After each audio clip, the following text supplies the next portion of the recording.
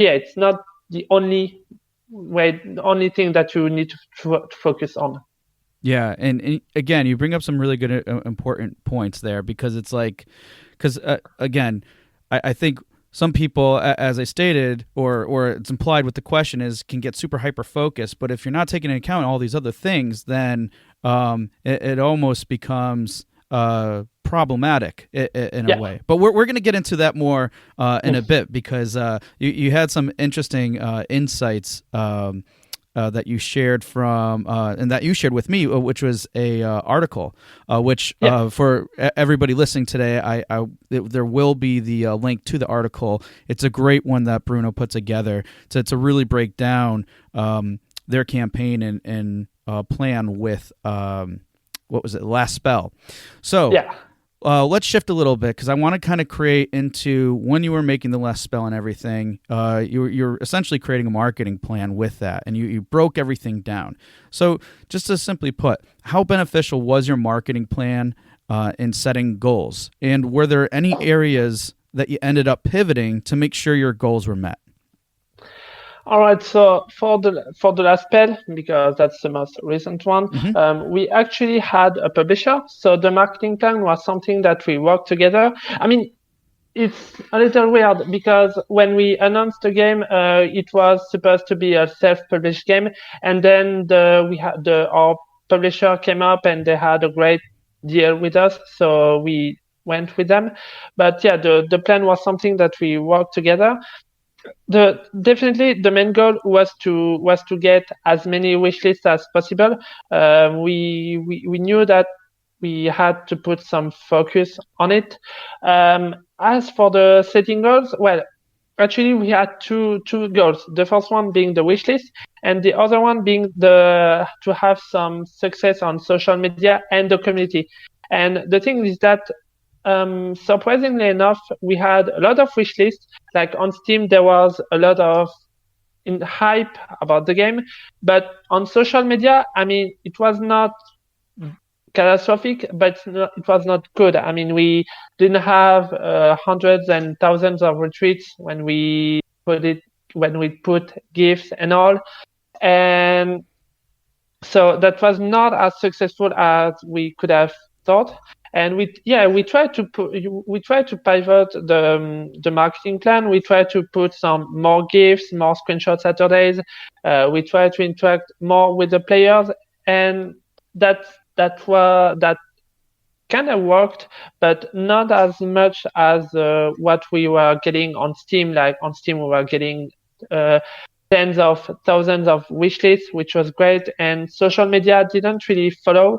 And actually, we mostly realized, even today we talked about it with the publisher, that most of our players are just on Steam and not really on social media. On social media, when I'm talking about social media, I'm talking about Twitter, because Discord is something else. But yeah, our players are not on social media.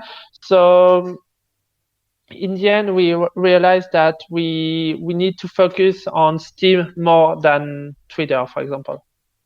Okay, and those are it's really good to hear that because I mean let's face it, there's probably certain cases or instances where social media could play a bigger role Yeah, or whatnot. absolutely, absolutely. Yeah, I mean, social media is definitely important for some games because there are definitely some games where your target audience is on social media.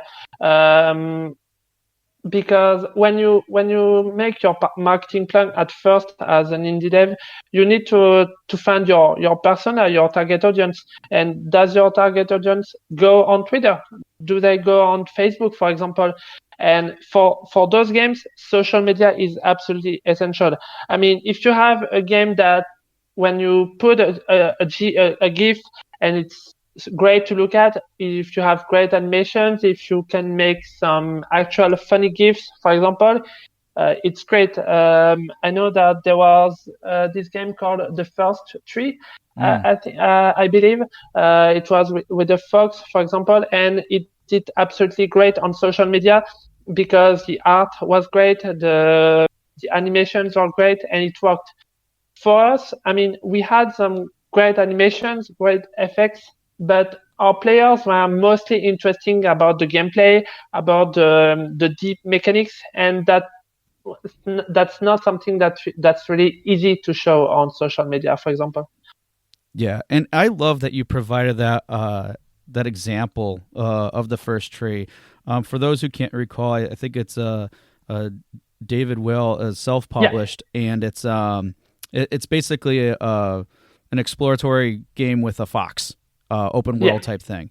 So definitely check it out. But yeah, because but providing that as an example too, and then comparing it with your game, Last Spell, it clearly notes that one is probably going to be more receptive to that audience than others. Or I'm sure there's other defining characteristics we're not going to go into now. But the point is just understanding what those are and really evaluating those things. And then also like looking back, because I and this will lead us into our next question in a moment, but I loved how the initial approach in setting goals was, hey, we want wish lists, but also we want to essentially build up the community. And what are some basic ways we can do that? And obviously social media was part of that.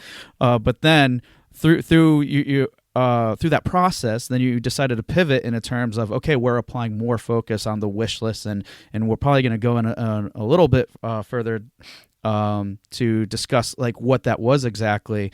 But I like that process, what the initial plan was, and then how you guys started essentially taking action and really determining, okay, what is the right path that's going to get us the results that we're looking for. So I love how you broke everything down for us to really clearly understand what that was, and in a simple manner too. yeah. I mean, yeah. When we saw that social media was not as successful, we said, okay, as you said, we need to focus on the actual community Mm. instead of trying to explode on social media, which is a great idea, but maybe not for our games.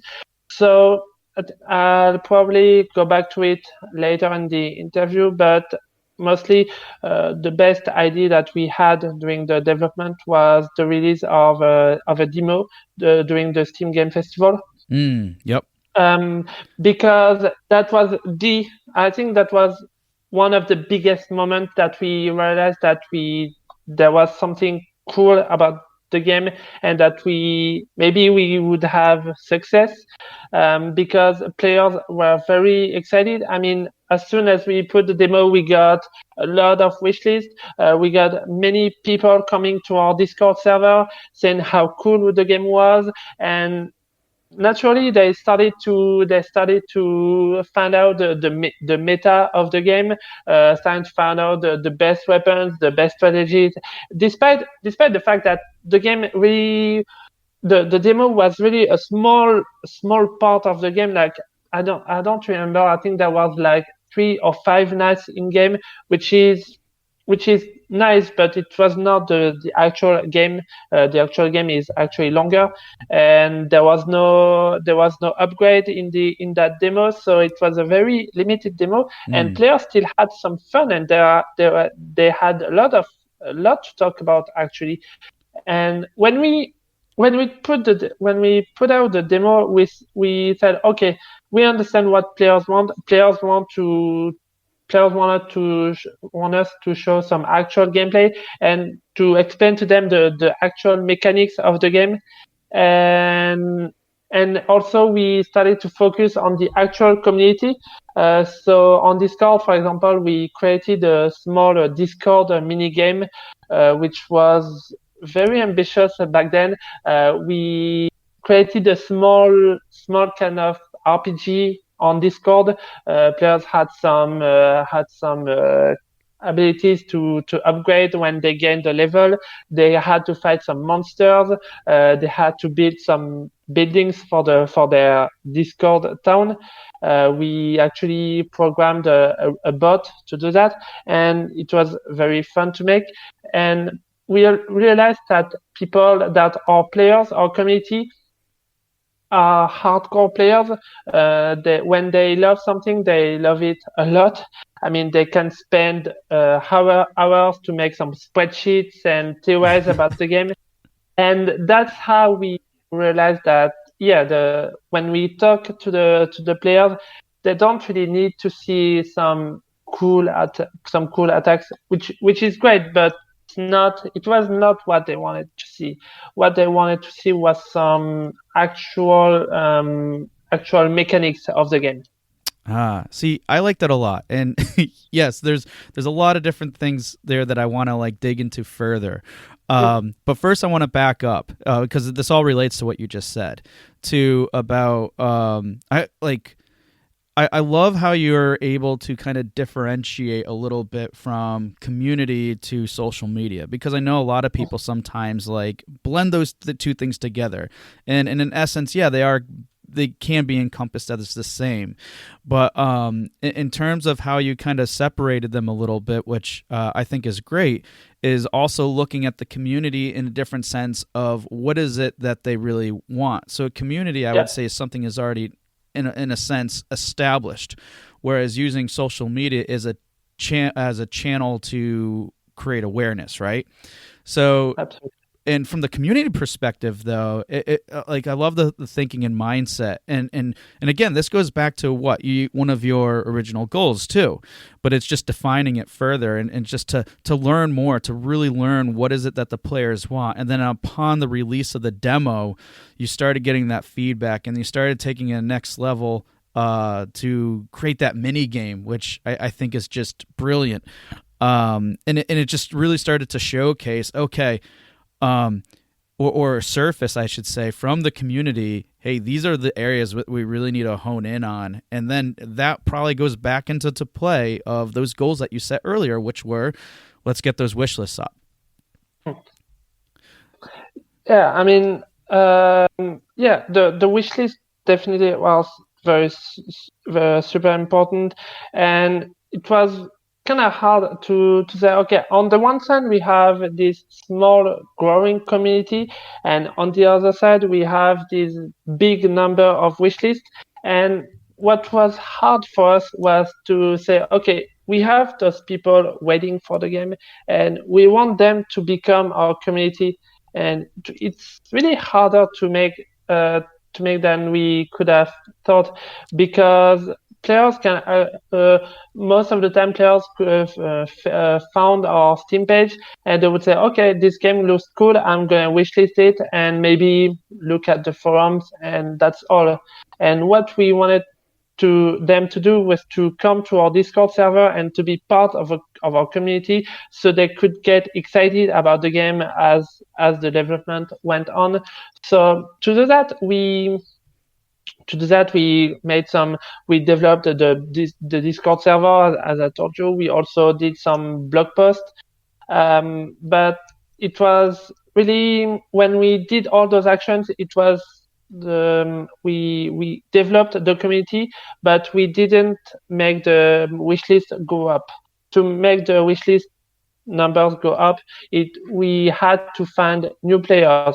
To do that, we needed to take part in game festival, in Steam events. We had to post some posts. We posted some posts on Imgur, for example. We reached out to some influencers who could do some videos about us. We contacted the press, and it's kind of hard. It's kind of hard to explain, because there are like two separate circles, and there are some links between those circles, but it's hard to make those connections.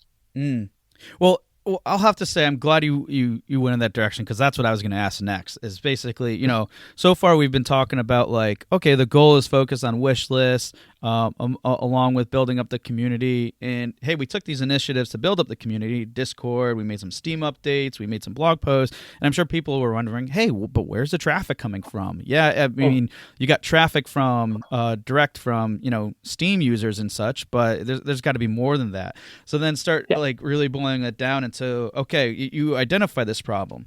So it's what's really interesting about this, though, is simply I think a lot of times people will look at these things and understand that, hey, this needs to be done, because back to your core thing, wish list community, right? And we're Yeah. but you're doing these